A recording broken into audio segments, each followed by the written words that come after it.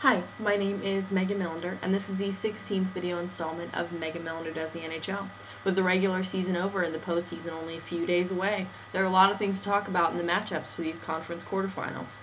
Starting with the Western Conference, first seed in the 8th, San Jose Sharks and Colorado Avalanche. Though you usually look at the 1st and 8th seed and think that this is going to be the one to sweep, but I honestly don't see it.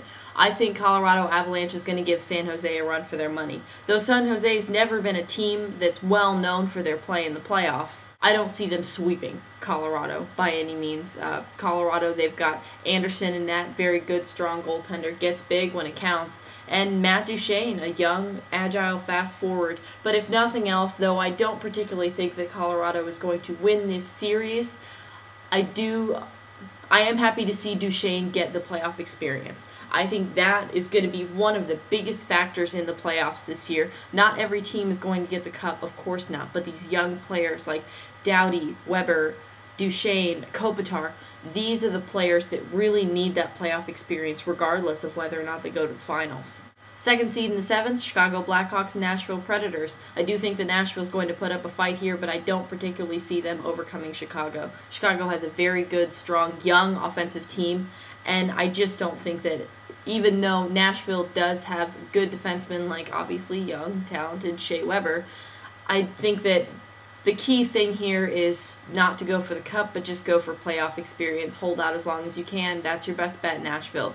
I don't think you have what it takes to overcome such a well-rounded team like Chicago.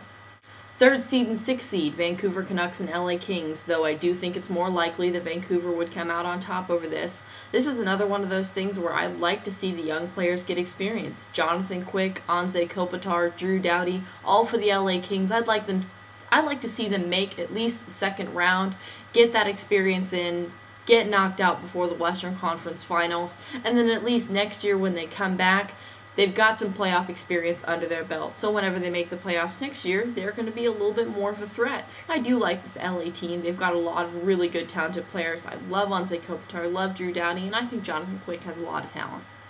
Last but not least, my personal favorite first-round matchup in the Western Conference. 4th and 5th, the Phoenix Coyotes and the Detroit Red Wings. Phoenix Coyotes, a team that no one expected to thrive this year, and then the Detroit Red Wings, a team that no one expected to make the playoffs, but then they got healthy, they got hot, they made it to the 5th seed, and now these two teams are facing each other. To be perfectly honest, I see Detroit coming out on top, but I think that both of these teams have a lot to prove right now. Phoenix has to prove that Phoenix can have a good hockey team. Detroit has to prove that it doesn't matter how bad our season starts, we can come out strong.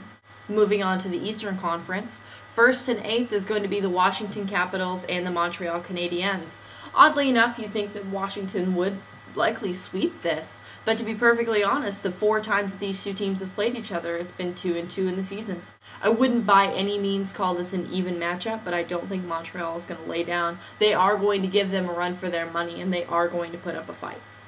New Jersey Devils and Philadelphia Flyers, the 2nd and the 7th seed in the Eastern Conference. New Jersey, with the acquisition of Ilya Kovalchuk, is going to be putting up a big fight.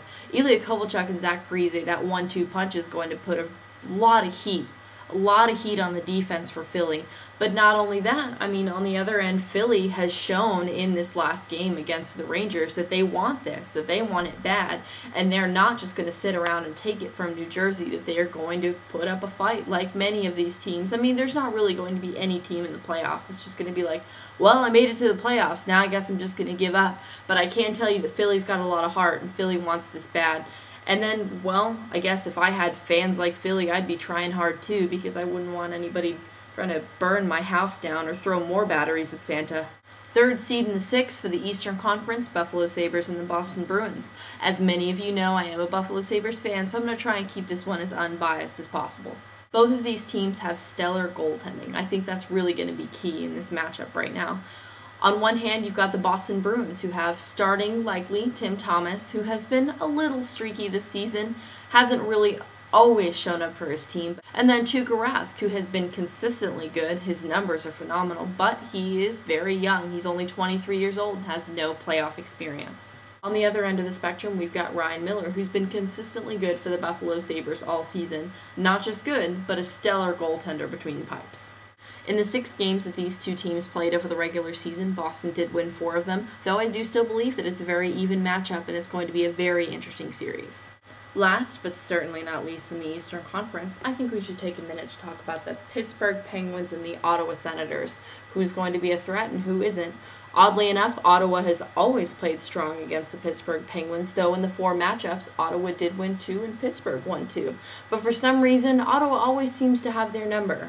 Whether or not the Pittsburgh Penguins are going to repeat this year is a completely different story within itself. But the good thing is that in Pittsburgh, they have a lot of two-way, young, agile players, all with playoff experience. To be perfectly honest, I've never seen the Ottawa Senators as a playoff threat to any team but Buffalo, because for some reason they always seem to have our number. But even if they do make it past the Pittsburgh Penguins, which I don't think it's likely that they will, they'll get crushed in the second round regardless by whoever it is that they play. Now you've officially heard my thoughts on the first round matchups of the playoffs this year. Until next time, my name is Millender, and I just did the NHL.